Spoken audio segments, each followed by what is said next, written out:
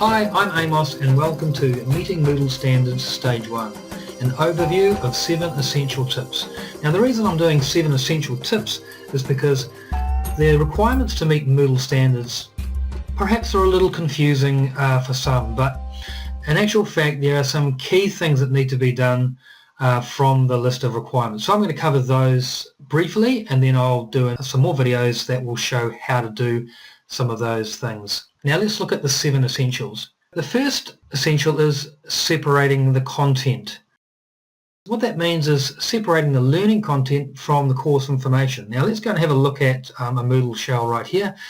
This is one of my ones I'll be teaching on. So what we mean by the separating content is that your course information is visually separated and your learning content is in a different place.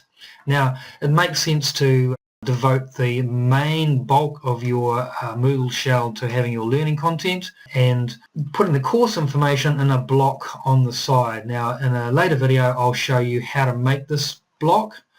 It's really easy, and by doing this you've hit one of the major requirements for Moodle Standards Stage 1, which is separating the content. Right, let's look at number 2, side blocks. Keep to one side. Right, so we'll go back and look at the Moodle shell. On many Moodle shells you'll see that you'll have side blocks on both the left and the right. It's good practice to stick to the side blocks on one side only, and the main reason for this is page real estate. If you have blocks on both sides you end up shrinking up the space here, and students don't have as good a navigational experience on your Moodle shell. So stick to having your side blocks either on the left or on the right. Right, let's go and look at number 3, Moo-profile. The Moo-profile is another requirement for the Moodle standards, and what it simply is this block here. Now this is an automatic block called a Moo-profile block that you can make in Moodle. Very, very easy to do, and you get your picture in there by simply selecting your username. Now I'm going to show you how to make that block in a later video, but it's very easy to do, and you can see the key thing here is that it shows you who the teachers are on your shell, and you can get in touch with them by clicking the link here. You can have more than one lecturer on there if you've got a small teaching team. So that's the Moo-profile, and it's another requirement. Right, let's go back and look at number 4, course information. What we're talking about with course information is really the content that you have there.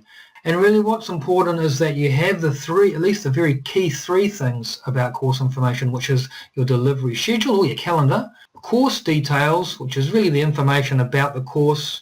It could be my course details, whatever your course is using, and an assessment plan. Now what I've done here for my course is I've actually made it to work as downloads, so they don't take you to another page or anything. By clicking one of these you actually will download a PDF document of each of these things here. It's really easy to make, and I'll show you how to do that in a later video. Right, let's look at the next one.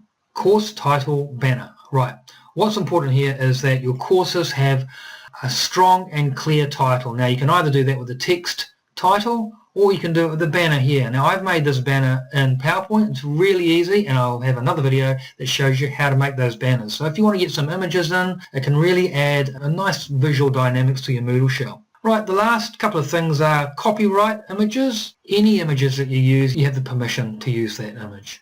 If not, you shouldn't be using it, but it also goes for any other content you're using. Right, the last thing we'll look at are working links. And this is an easy one. It's simply a matter of checking that all your links work and any downloads have got the right documents attached to them. Now, one of the things I find really useful when I'm working on Moodle and I want to make sure my shell is looking right, is to view it in Student View. So I am viewing it in Student View right now.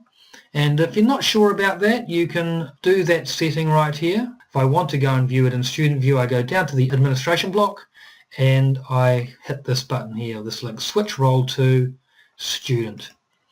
Now I recommend that you do this regularly to make sure that your Moodle shell is looking the way you want it to, and particularly where you may have sections that you may or may not want shown, you'll see exactly how the students will see this as well. Great, well that's all we've got time for at the moment. So just remember, I've got separate how-to videos for most of these things here. So check those out. You'll find links for those in the Moodle shell. Thanks very much and see you later.